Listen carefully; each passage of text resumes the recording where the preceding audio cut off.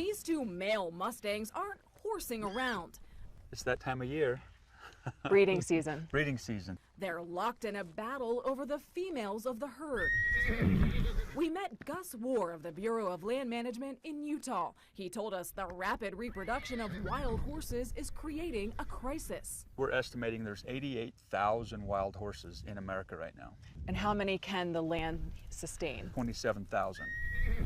Galloping at up to 40 miles per hour in the mountains and plains of Utah, these Mustangs symbolize freedom. Freedom has its consequences if they're not managed. Those consequences can be overgrazed land and starving horses.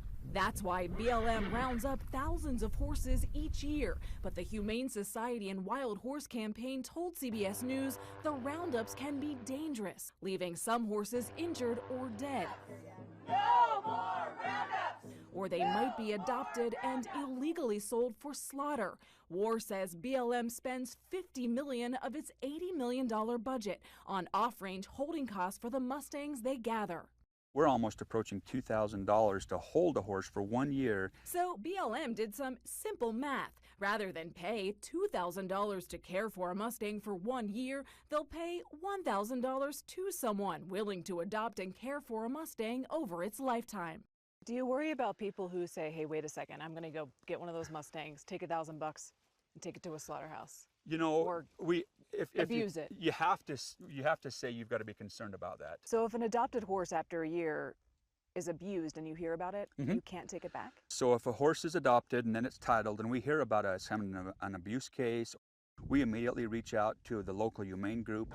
We visited an adoption in Livingston, Texas. $1,000 for a horse.